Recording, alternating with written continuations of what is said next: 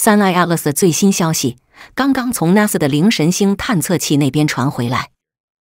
事情是這樣的，靈神星號原本只是乖乖飛去執行它的主要任務，研究一顆富含金屬的小行星。沒想到在路上，它竟然意外捕捉到了一位從星際深處闖進太陽系的神秘訪客——星際彗星 Suneye Atlas。這些從3000多萬英里外拍下的珍貴影像不僅罕見，更為科學家改進星際天體軌道模型提供了重要線索。看似簡單的幾張照片，其實意義非常重大。一個為金屬小行星打造的探測任務，現在竟然能幫忙研究來自另一個恆星系統的訪客，這就是深空任務最迷人的地方，永遠充滿驚喜。天文學家在2025年7月首次偵測到 Suneye Atlas 時，很快就確定它的軌道是極少見的雙曲線，這表示它不是從太陽系來的，而是誤打誤撞闖入我們的宇宙林裡。在人類歷史中，我們只見過2個確定的星際訪客：2017的奧莫莫，2019的阿爾波爾索夫，而 Suneye Atlas 是第3個。更難得的是，它的亮度和活動量都夠高，因此能持續長時間觀測，這讓全球的研究團隊興奮不已。靈神星號原本路過，卻剛好看到了關鍵一幕。2025年9月，靈神星號在漫長航程中，突然發現自己與 Suneye Atlas 的視角位置完美對齊。於是 NASA 立刻啟用它的多光譜相機，在短短8小時內拍下4張照片，距離地球3300萬英里之外。從這麼遠的距離看， Suneye Atlas 當然非常暗，但相機能捕捉微弱的陽光反射，所以仍能鎖定它的位置。這些影像不是拿來好看的，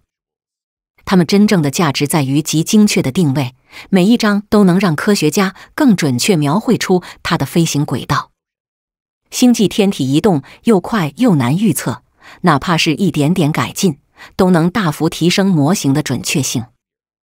更妙的是，因為灵神星的位置離地球很遠，它提供了地面望遠鏡完全沒有的幾何視角，彷彿另一隻眼睛在宇宙深處幫我們看着。更驚訝的是，相機還在超遠距離成功偵測到它周圍的揮發，也就是匯合釋放出的氣體與塵埃。這證明了它在離太陽還很遠時就已經開始冒煙了。這種早期活動狀態讓科學家能把它的行為與其他星際訪客與太陽系彗星比較，進一步理解它到底來自何方。全世界的望遠鏡、地面、太空、紅外線、光度監測都在持續追蹤 Suneye Atlas。靈神星號的觀測只是其中的重要一環，但它提供的長基線視角相當珍貴，能提升整體軌跡推算的精度。至於探測器本身，它會照計劃在2026年利用火星重力彈弓加速，準備飛向它的真正目的地——金屬小行星靈神星，預計2029年展開環繞觀測。短暫的星際插曲不會改變任務大方向，但確實展現出深空任務驚人的機動性。目前的光譜顯示，二氧化碳含量異常高，遠高於大部分太陽系彗星含水冰與一氧化碳，但比例和太陽系彗星不一樣，組成顯示它可能在極寒區域形成。換句話說，它跟鮑里索夫也不同，更不像我們熟悉的長周期彗星。化學特徵相當獨特。這些資料正在幫助科學家建立新的星際天體形成模型。當 Suneye Atlas 靠近太陽時，它的顏色從偏紅逐漸變得中性，這通常代表外層被宇宙輻射染黑，老化的表面正被陽光烤開，露出更新鮮的冰與塵埃。這也與星際天體在漫長時間裡形成的層狀結構相符合。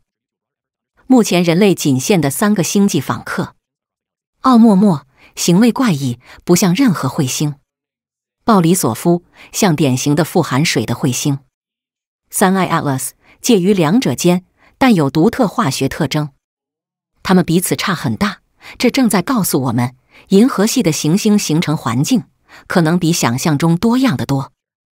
雖然只是遠距離成像，但它提供了會發的範圍與持續時間、亮度隨軌跡變化的數據，幫助估計塵埃與氣體的釋放量，釐清彗星活動是否平穩或劇烈。把這些資料與其他望遠鏡的光譜、光度資料結合，科學家就能拼出更完整的星際天體全身照。